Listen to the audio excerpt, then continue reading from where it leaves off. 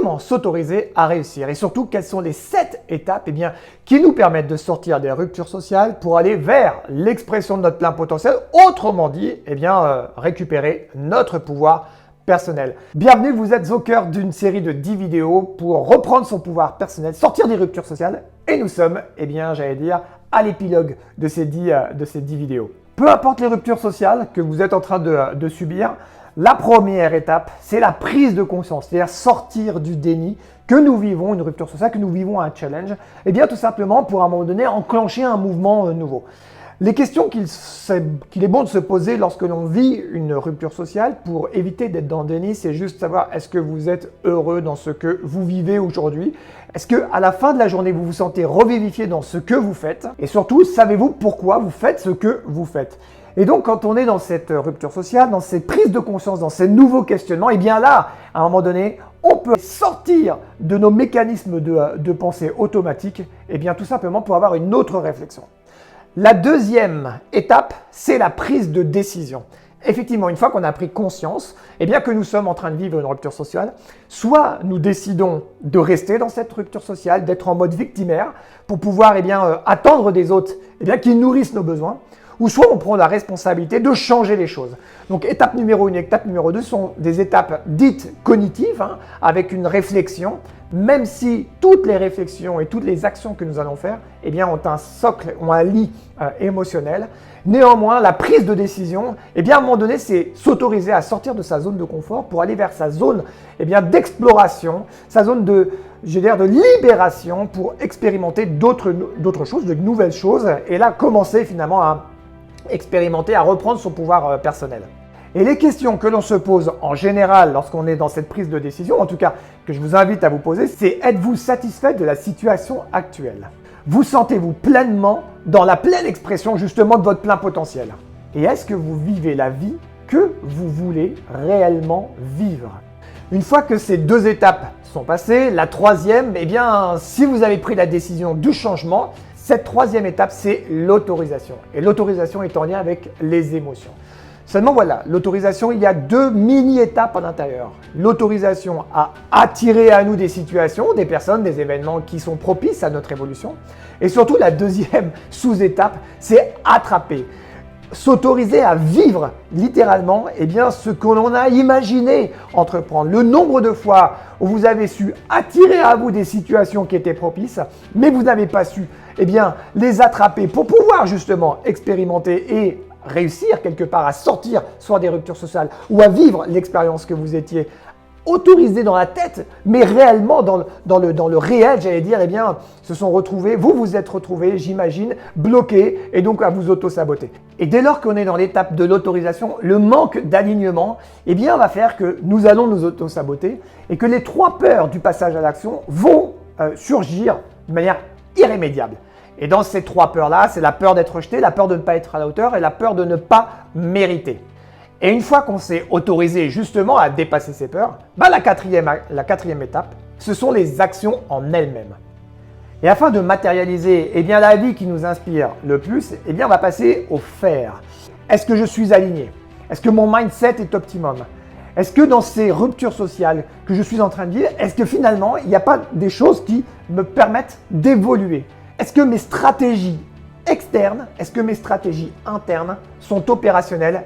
Justement, pour tendre vers la personne que j'ai envie de devenir.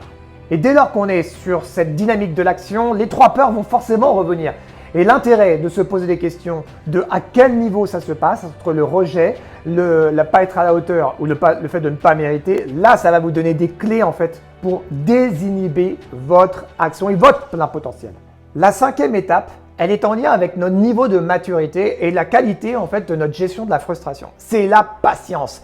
Effectivement, en général, nous avons l'habitude dans cette société Kleenex, dans cette société plug and play, de faire ou de dire quelque chose, d'acheter quelque chose et hop, ça marche automatiquement. On l'a vu au cours des 9 vidéos précédentes, notre cerveau ne fonctionne pas comme ça. Notre subconscient a son temps à lui. Et faire preuve de grande patience, c'est faire preuve de maturité. C'est faire preuve de gratitude par rapport à ce que nous sommes en train de vivre, la transformation que nous sommes en train d'opérer à l'intérieur de nous pour qu'à un moment donné, ça puisse se manifester à l'extérieur. patience, patience et patience, mot d'ordre lorsqu'on est dans cette 5e étape. De fait, lorsqu'on est dans la patience et qu'on obtient un résultat, eh bien la 6e étape, c'est être dans la gratitude du résultat que l'on va obtenir. Je vous donne un exemple pour être plus précis. Je suis un entrepreneur, je viens de faire faillite. J'ai un objectif, je veux me remettre en selle, ok? Mon objectif, c'est d'atteindre 1 million. Il se trouve que dans les étapes dans lesquelles je suis en train d'expérimenter, c'est-à-dire de remettre, de remonter quelque part sur mon cheval, eh bien, ma première étape, c'est 100 000 euros. Eh bien, plutôt que de me saper le moral, plutôt que de me flageller, d'être dans la gratitude d'avoir obtenu ces premiers paliers, ces premiers 100 000 euros, alors en sachant que l'objectif c'est 1 million, il y a un grand décalage bien entendu, mais l'idée de la gratitude c'est vous honorer par rapport au premier palier que vous avez atteint. Et à la suite de cette gratitude, eh bien, faire un flashback de ce qui a été, des peurs que vous avez engendrées, des procrastinations que vous avez faites, en fait, bref, de toutes les étapes que vous n'avez pas bien faites. Et à un moment donné, eh bien, reposer des actions concrètes pour pouvoir atteindre l'objectif que vous êtes fixé. Et ça marche également pour le couple, ça marche également pour la santé, ça marche également pour la spiritualité, ça marche également pour le social. En fait, c'est cette étape-là, et j'arrive sur la dernière étape, ces 7 étapes fonctionnent dans toutes les catégories de vie. Et la 7e étape, donc, c'est recommencer. Effectivement, à un moment donné, quand tu es dans la gratitude d'avoir obtenu, eh bien, si on reprend l'exemple des 100 000 euros de notre entrepreneur, on ne s'arrête pas là, bien entendu, parce que notre objectif, c'est 1 million. Donc, du coup, qu'est-ce qu'on fait? Eh bien, on va transformer ce qu'il y a à transformer en termes de croyances, en termes de posture, en termes d'action, en termes justement peut-être de prise de conscience et même de décision. Et puis, à un moment donné, repartir, j'allais dire, au combat, hein, c'est-à-dire remettre son bleu de chauffe et repartir à l'action. Encore une fois, dans toutes les catégories, c'est la même chose, ça marche de la même manière. Comme disait Einstein, hein, il est illusoire de croire que l'on va faire les mêmes choses et obtenir un résultat différent.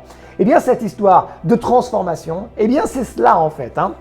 À un moment donné, s'autoriser à poser clairement les choses et à analyser clairement les choses et être honnête avec soi-même pour justement s'autoriser à réussir concrètement. Voilà ce que j'avais envie de partager avec vous dans cette 10e vidéo. Vous pouvez retrouver beaucoup plus d'informations sur stéphanesauzet.com.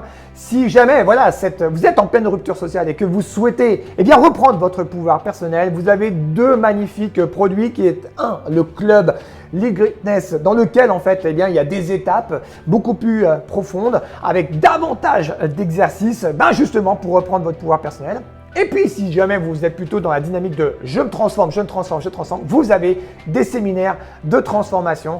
Je vous invite donc à cliquer sur stéphanesauzet.com et vous retrouverez toutes les informations concernant les produits qui vont vous permettre de retrouver votre pouvoir personnel. Je vous embrasse bien fort et je vous dis à tout de suite parce qu'il y a plein d'autres vidéos à voir. Allez, ciao, ciao!